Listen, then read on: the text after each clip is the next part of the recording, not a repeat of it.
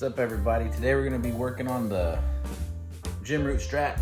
We're going to take off this white pickguard, or a black pickguard, and throw on this white pickguard. I think it gives it a more classy look, a little classic vibe, and throw some new strings on this thing. Get it feeling brand new. Alright, well, first things first, got to get our tools together. We got some snips, cut the wire, got our tools here, a little driver kit to pull the screws out, string winder.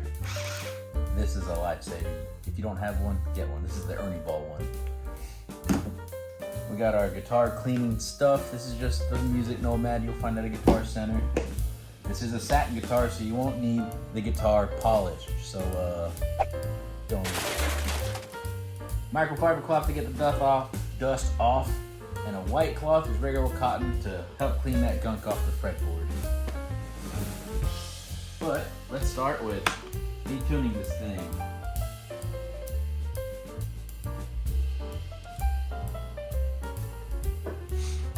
Simply just grab these suckers. Oh, the strings are all rusty. You can really see it now that you got the strings up. But roll your guitar a little bit. I got a string through, so simply just pull them suckers out. Well, I grabbed something. Okay. Oh, it's a jumbled mess. It's never that easy. Okay.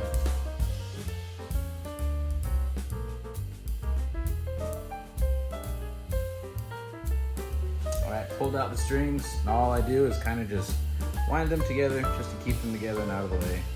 That way you're not chasing down individual strings when you go to toss these things in the trash. You don't really save them. I mean, I'm sure you could boil them, get some more life out of them. But for right now, just garbage. Right. Forgot to grab my Allen keys, so now I gotta dig through my little tool bag here to see if I threw them in there, because I forgot I needed those. Alright, first thing we gotta do is take off our volume knob, which I forgot what size it was, so I grabbed both sets. You don't want to use the wrong size tool for the job. You start stripping all these screws, you're gonna have a rough time.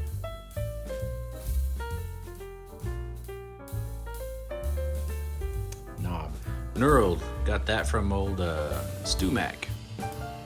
Knurled, and that, like, what do you call that, a pearly thing on top?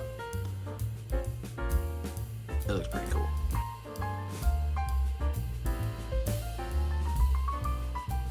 For a selector. Now let's start taking off all these screws. This part I do by hand. I don't like to use a drill, because with these small screws, if you start using power tools and you happen to over tighten something, you're gonna strip that hole out, and then you're gonna have a real problem trying to hold these in there.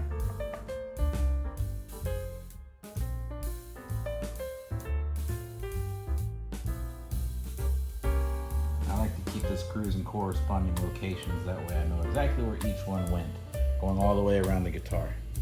We got 4 on the bottom right here, and we got, what, 1, 2, 3, 4, 5, 6, 7 on the top in the corresponding position to the body of the guitar.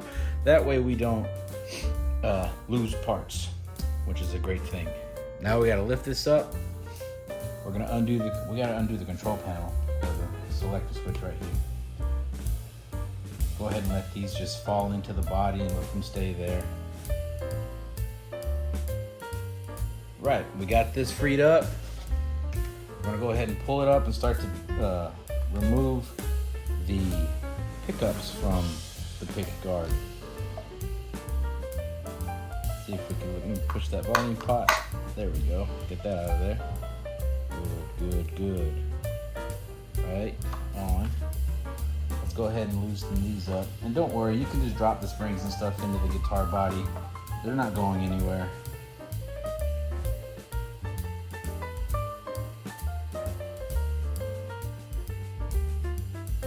I should have made a video when I swapped this Jim Root from active EMGs to the passive DiMarzios I have in here.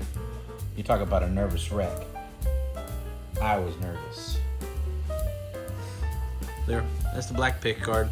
Dusty, pick dust, skin dust, whatever it may be. But That's funny. I remember there being shielding back here, but I guess not. It's cool though. Anyways, out with the old. And in with the new old, because I had it on there once before. See, this one does have shielding around the controls. And this is where I got it from. pickgaurds.com. They have a lot of cutouts and different colors for the Jim Root. So if you're looking for one, I mean, that's where I got mine from. Okay, now for the fun part. Putting the pickups back on. Which is, well, like I say, one of the worst parts. Let's get a look at this cavity real quick. And there's the cavity. Like I said, the routing is nothing simple, so when you undo your pickups and the springs just fall in there, they're not going nowhere. See? They just get caught up in there. Everything's simple and easy to grab. And there's my little, I guess you would call that the cereal or whatever. But back at it. Let's get these pickups installed on the white pickguard. My favorite part.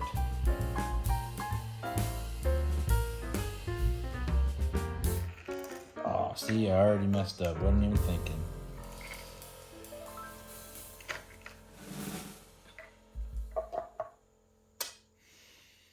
I don't know why I thought that was just going to stay put.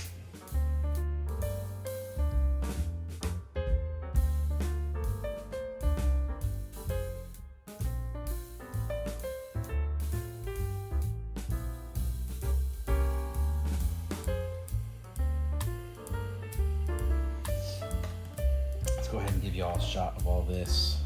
There's the pickups that are in there. Like I said, there's a DiMarzio. This is the Fortitude. I marked that as Fort. And the PAF from DiMarzio as well. This is a CTS 500 or 500K pot. Yeah, as y'all know, these Jim Roots come with EMGs, so I had to remove the old pot, which was a 25K, to the 500, and I used the original switch, the original selector switch, and I had to bore out these holes a little bit to get this new one in there, because the 500K pot or the 25 pot doesn't fit these holes very well, or the 500 did not fit the original hole of the 25. That's what I'm trying to get at. But let's slap this back on.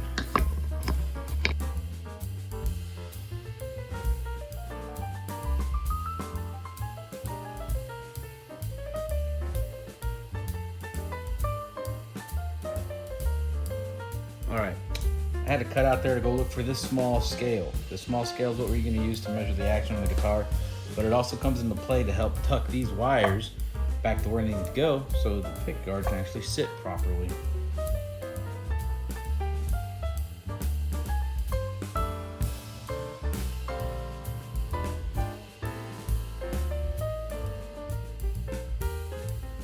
Bingo!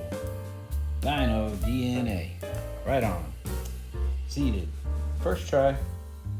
Now let's seal it back up with these screws.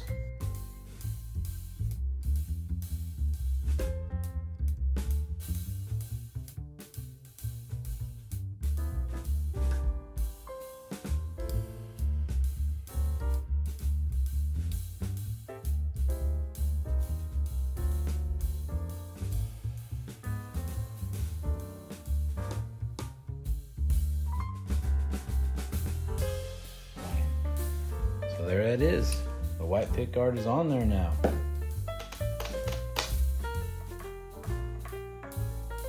Feels good. All that is feeling good. There's no gaps. All I'm doing is running my fingernail along the edge of this pickguard, and if I slide in anywhere, I know I'm pinched on a wire, and I'll pull the respective screw up. I'll take the round end of my gauge here, and I'll just slide it in and tuck the wire back down into the cavity. But no problem this time. That's it. Let's give this thing a little dust. Sometimes just a simple wipe down with the fiber cloth can help clean it up. You don't really need to use any liquids. And plus, it leaves all whatever natural oils you have on your body when they come off on you when you're playing. Helps to add to the, I know it sounds gross, but helps to add to the wear of the guitar and the way that you play. like if you could see, it's a satin finish guitar, but right here where my arm sits, it's a little darker than the rest. It's more, has more of a polish, and that's because my arm is, really that's kind of the only contact where my arm has on this guitar, and down here. But yeah, satin guitar, don't really need any liquids. Usually you'd use something like this, spray on there and wipe it down some, but with a satin guitar it's not really necessary because all you do is polish it and you'll take away the satin and turn it into a semi-gloss in no time. All right, let's move to getting that neck. All right, now to clean and treat the neck. Nothing crazy, again, all simple. Don't be afraid to do any of this to your guitar, simple. If you don't know what to buy, just go to Guitar Center and look for this. It may not be the best, but it does do the trick. What we'll do here is we'll take just a regular cotton towel. I'll put a few dabs of oil, conditioner, cleaner on each fret. And I'm gonna really get in there with my finger to get a lot of that gunk off. Just grab your towel and your index, wrap it up, and really get on there and rub them down.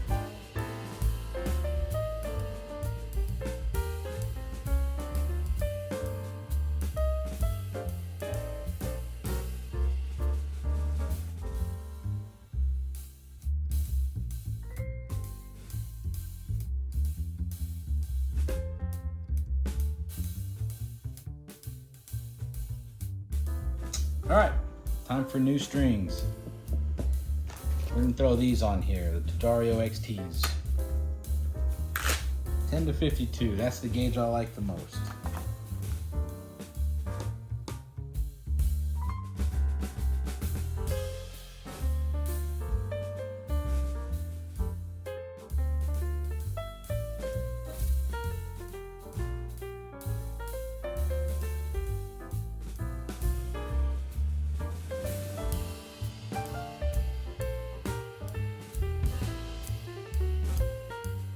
Phone died, so I had to let it charge for a little bit.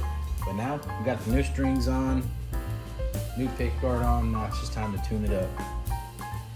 And what I'll do is once I pull all the slack out of these, I'll put the gun down. I'll put the little winding gun down, and I'll just do it by hand.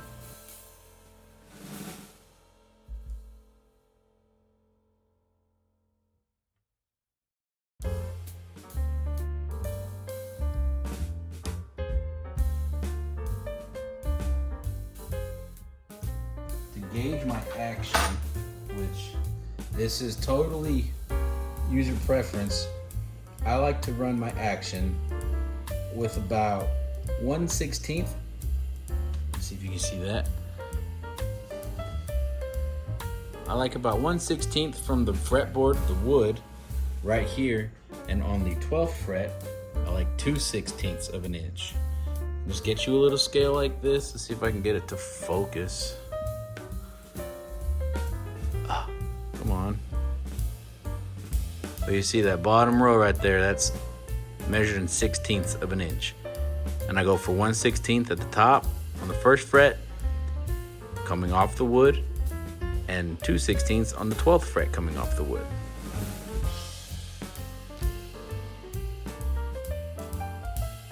Looking good here.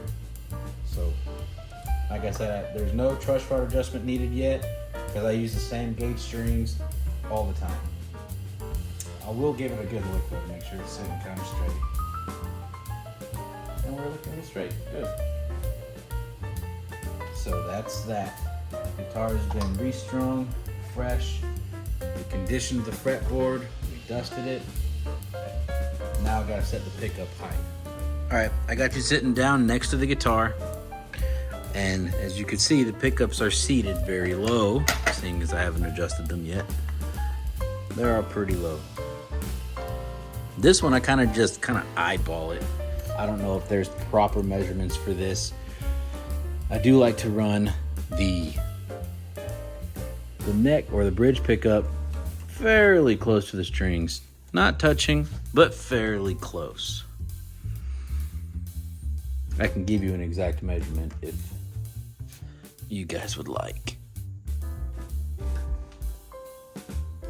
Just Just make sure it's nice and even going across there. So from the top of the pickup, that is about 2/16 of an inch. Right there, about 2/16. And with this one, the neck pickup, I kind of run till the pickup kind of matches the height of the fretboard. Sorta. I'm not trying to get it too tall. Let's see, this one's reading about a little over 2/16 as far as that tolerance goes. Might have that side just a little too high. Let's back that down. Yeah, a little more up there.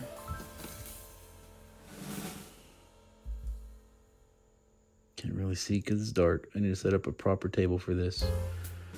About 2/16, a little over 2/16. But there it is. The white and black on the Jim Root Strat.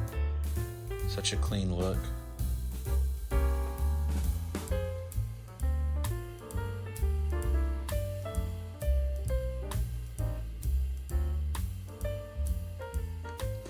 So that was today's little project. I hope you liked it.